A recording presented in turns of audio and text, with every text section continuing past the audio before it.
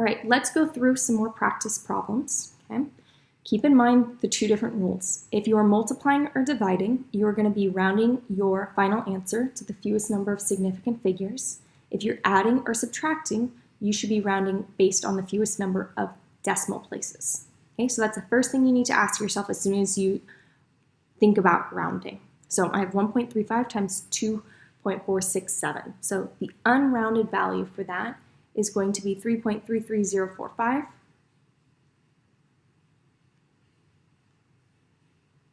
Okay, now I need to think about rounding. So because I am multiplying, I need to round based on the fewest number of significant figures.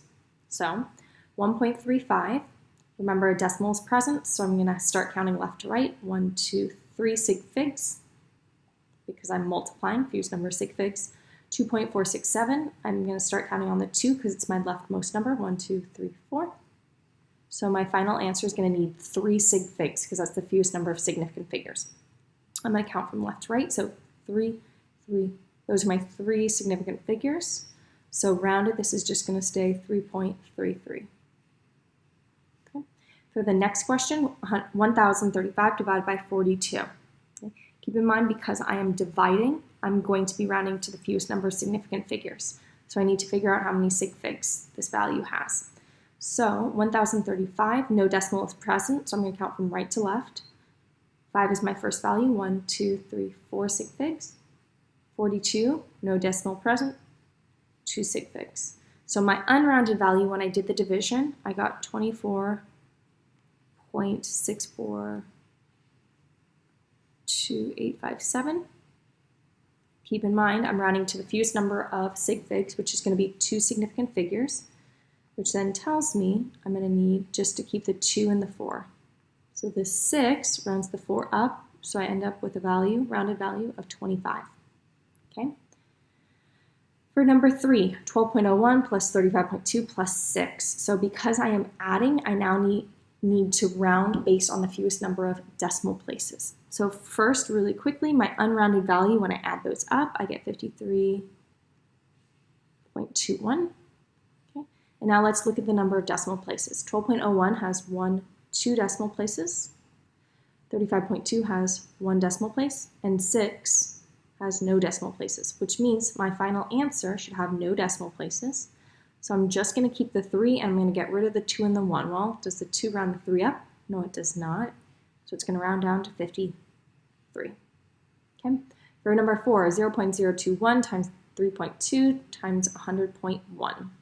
So first, quickly, what is that value? So unrounded, it is 6.72672.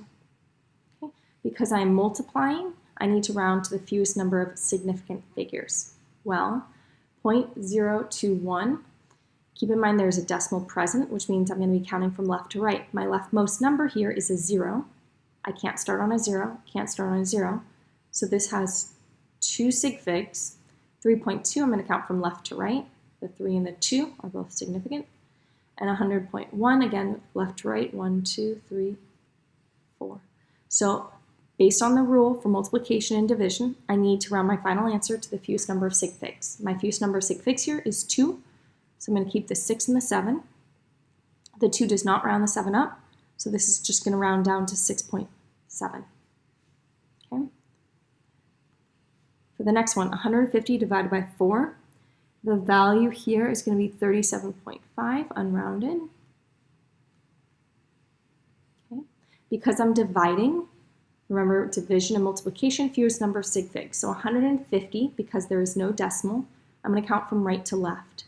I can't start counting on a 0, so this is going to just have 2 sig figs, while 4 has only 1 sig fig. So based on the rule, I need to round my final answer to 1 sig fig. So the only digit I'm going to keep is this 3. Well, the 7 rounds the 3 up, so this is going to be 4. Keep in mind, 37.5 does not round to 4. It rounds to 4D. You've got to hold that place. Remember, if I loan you $37 and you give me back 4, I'm going to be really annoyed. All right? So that was number 5. Number 6. 55.46 minus 28.9. I am subtracting, so I'm going to put the unrounded value right here, 26.56. Okay. Because I am subtracting, I'm going to round my answer to the fewest number of decimal places. 55.46 has 2 decimal places. 28.9 has 1 decimal place, which means I'm going to want to round my final answer to just 1 decimal place. So just keep that 5, or that spot. This is going to round to 26.6. Okay. For the next one, 1.252 times 0.115 times 0.012, I'm multiplying. So my unrounded value that I get here, 0.0172776. Now remember, because I am multiplying, I'm going to be rounding to the fewest number of sig figs. I've got 1, 2, 3, 4 sig figs here. Okay, 0.115, remember I'm going to count from left to right. Can't start counting on a 0, so I've got 1, 2, 3 sig figs here.